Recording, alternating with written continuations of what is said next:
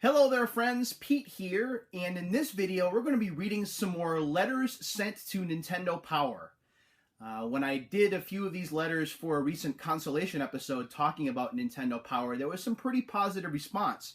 So I figured I would do a few videos with some of these letters featured where I read them out loud so you have an idea of some of the letters that Nintendo received for the magazine.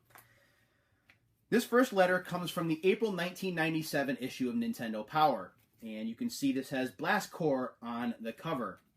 Oh, Rareware, so awesome.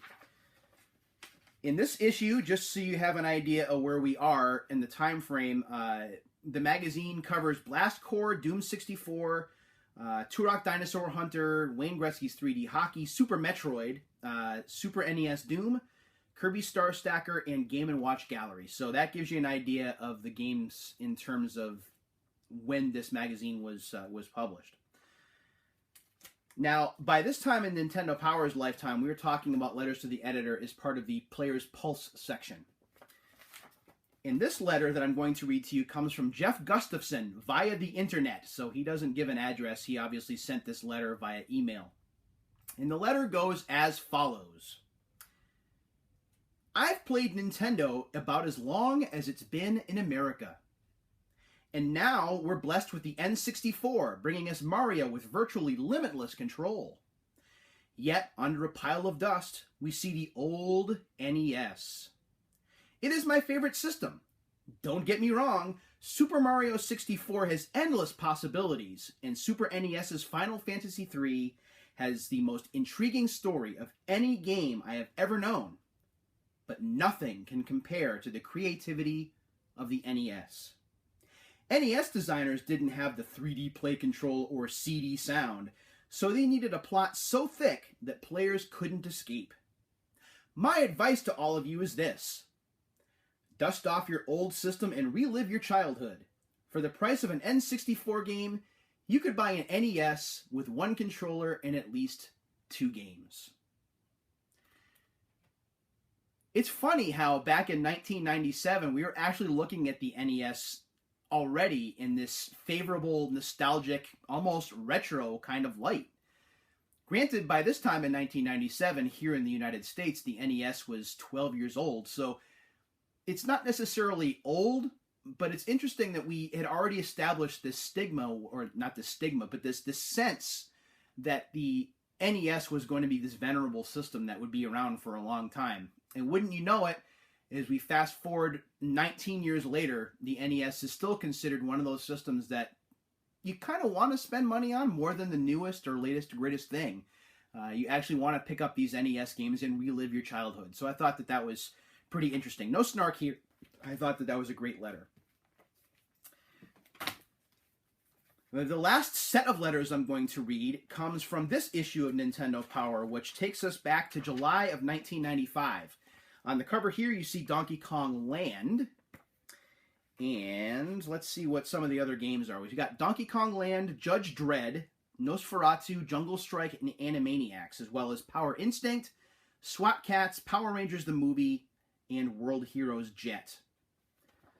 So let's take a look at the letters here, and there are going to be a group of very short letters that I'm going to read, and they were responding to a question that Nintendo Power had posed its readers. The question was this. What will happen to the NES once the Ultra 64 comes out? Okay, so we have the N64 or the Ultra 64 back in 1995 that's still in the works, still about a year away from release. So people want to know what's going to happen to their Super NES systems after then. The first response comes from Chris Mack, and Chris writes, I think that the Super NES will continue to be productive long after the Ultra 64 makes its debut. Still think Ultra 64 was a great name for a system, but I digress. Just look at how long the original Nintendo held out after the introduction of the cursed Sega Genesis. There's that Super Nintendo / Nintendo fanboy attitude that people know and love. The cursed Sega Genesis. Anyway, I'd estimate anywhere between 1.5 to 3 years of unchanged sales before the Ultra 64 really makes an impact. Pretty interesting we were talking about sales all the way back in 1995 to support arguments. Let's move on to Gib Pritchard, who writes, quote, The first year or so, the NES was still very popular until everyone got Super NES or got a chance to play one.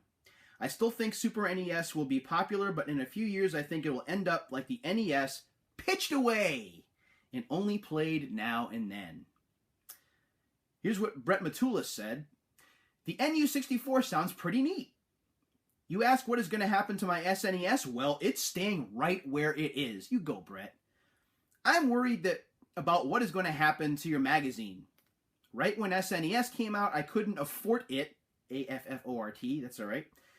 And when it took over Nintendo Power, it got boring hearing about all those new games and getting no information about the regular NES. But as long as you keep putting in lots of info about the Super NES, I'll be pleased. Here's what Justin Ferguson writes. Apparently, I have to voice this in the like Wayne. Super NES dead? Not.